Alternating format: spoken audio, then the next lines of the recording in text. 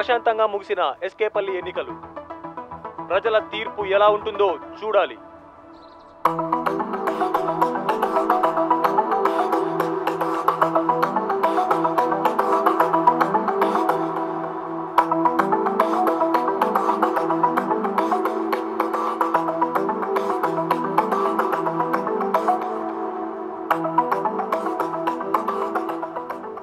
ఎస్కేపల్లి నియోజకవర్గంలో మొదలైన కౌంటింగ్. ఎస్కేపల్లిలో ఎవరు గెలుస్తారా అని నియోజకవర్గ ప్రజలతో పాటు రాష్ట్రం మొత్తం ఉత్కంఠతతో ఎదురు చూస్తోంది. మొదటి రౌండ్ కౌంటింగ్ లో పిఆర్ కు పూర్తి మెజారిటీ. ఇంకా ఖాతా తెరవని ఎన్ఆర్ఐ విరాట్. అనూహ్యంగా 2-3 రౌండ్లు ముగిసేసరికి ఫలితాలు తారుమారు. ఎన్ఆర్ఐ విరాట్ అత్యధిక మెజారిటీతో దూసుకుపోతున్నాడు. అనుకున్నట్లుగానే ఎన్ఆర్ఐ విరాట్ వైపే ఎస్కేపల్లి ప్రజలు మొగ్గు చూపారు. ఎస్కేపల్లి రాజకీయ చరిత్రలోనే ఎన్నడూ లేనంత భారీ మెజారిటీతో ఎన్ఆర్ఐ విరాట్ గెలుపొందాడు. ఎందరో నాయకులు మాకు ఓటు వెయ్యండి వెయ్యండి అని అడుగుతారు, బతిమాలుతారు, మొక్కుతారు, ఏడుస్తారు. కానీ ఎన్ఆర్ఐ విరాట్ నాకు ఓటు వెయ్యొద్దు అన్నా ప్రజలు ఓటు వేసి గెలిపించారు. ఎలా అయితేనే గెలిచాడు. తెలివైనవాడు.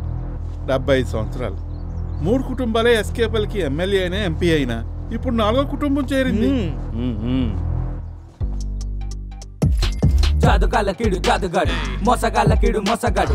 దొరికిందంతా మరి దోచుకెళ్ళు, నీకు ఎవ్వడిన సాటిరారు. నోటు ఇయ్యనంటూ సొల్లు దొబ్బినవు, మందు పోయినట్టు కథలు దెంగినవు. డాలర్ తోటి కథ నెక్కినవు, నిన్ను ఎవడిడ ఆపెటోడు. చెప్పిందొకటి చేసిందొకటి, నిన్ను మించిన నాయకుడెవడు. దాచిందొకటి చూపిందొకటి, నిన్ను మించిన తండ్రి ఎవడు. మంచి వాడిలా పోజులు తెంగావు, నిన్ను మించిన యాకర్ ఎవరు. దొడ్డిదారిలో పోటీని కొన్నావు, నిన్ను మించిన దొంగోడెవడు. స్కాములు చేసే నాయకులెవ్వరు నీకు రారు రా పోటీ.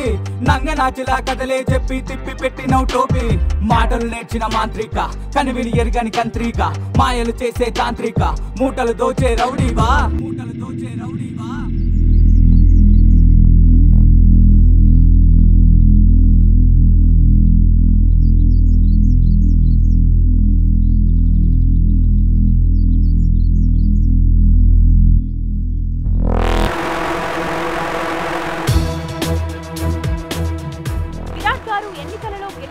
ఎలాంటి సంబరాలు లేవు.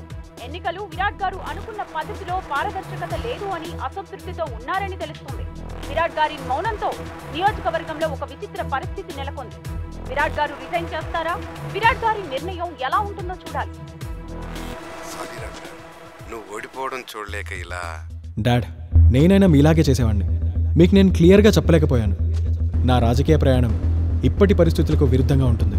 టెన్షన్ పడకు డాడ్. నేను బాధపడటం లేదు, భయపడడం లేదు, ఆలోచిస్తున్నాను అంతే. రేయ్, నీకేమన్నా పిచ్చా? గెలిచావు కదా, ఎంజాయ్ చెయ్యి. Free food, free house, free traffic, free గుద్దలో, ఇంకా ఏమనుంటే తెలుసుకో, అనుభవించు. ఏయ్ విరాట్, నువ్వే చెప్పావుగా భూమి కబ్జాలు, పంచాయతీలు, మంచి డబ్బు అని. స్టార్ట్ చేయి. అసిస్టెంట్ కావాలంటే చెప్పు, నేను వస్తా. సాఫ్ట్వేర్ మార్కెట్ బాగాలేదు మామా. విరాట్ గారు రాజీనామా చేయకండి, మిమ్మల్ని మళ్ళీ గెలవనివ్వరు. విరాట్ గారు, మన కుళ్ళు నాయకులు ఈసారి అన్ని పార్టీలతో పొత్తు పెట్టుకుని, అవసరమైతే పాకిస్తాన్లో ఉన్న పార్టీలతో కూడా పొత్తు పెట్టుకుని మిమ్మల్ని ఓడిస్తారు. అది గ్యారంటీ. రిజైన్ చెయ్యొద్దు. Please don't resign. విరాట్ గారు, మీరు ఏ నిర్ణయం తీసుకున్నా నేను ఆ 7 కొండల వాడు మీకు తోడుగా ఉంటాం. ఎవరెంత బెదిరించినా రాజీనామా చెయ్యొద్దు, నీకు మేమున్నాం.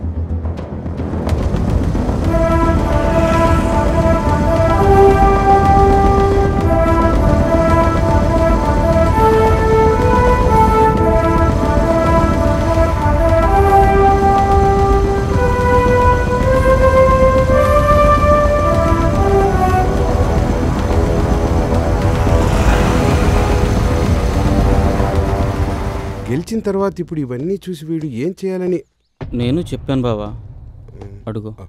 అరే నాన్న, నేను కోపమో బాధతో ఈ నిర్ణయం తీసుకోవట్లేదు నాన్న, ప్లీజ్ రండి. విరాట్ గారు, మీరు గెలిచారు. ఇప్పుడు మీరు ఏం చేయాలనుకుంటున్నారు అదే చేయండి. మార్పు తీసుకురండి. విరాట్, అవకాశాలు మళ్ళీ మళ్ళీ రావు. మీ ఆశయాలను రాష్ట్రం, దేశం మొత్తం మాట్లాడుతున్నారు. ప్రజల్లో మార్పు వస్తుంది.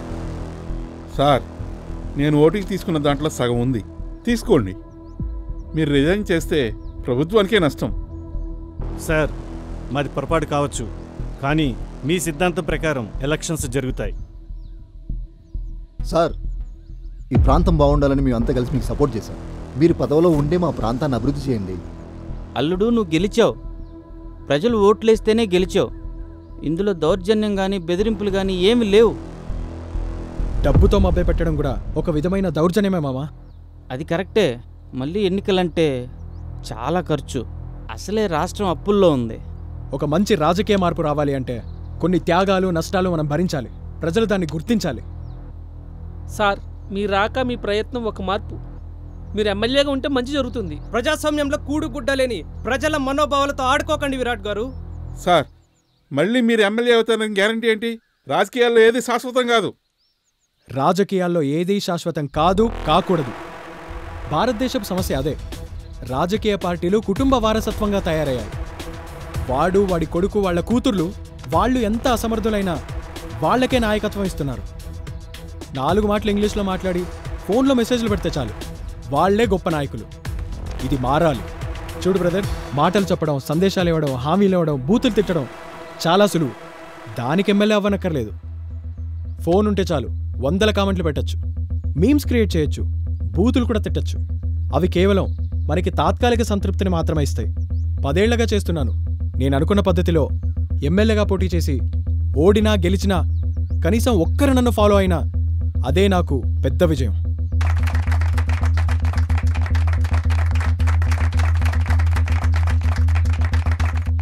విరాట్, నీ ఆశయం నేను అర్థం చేసుకోలేదురా. You are my best dad.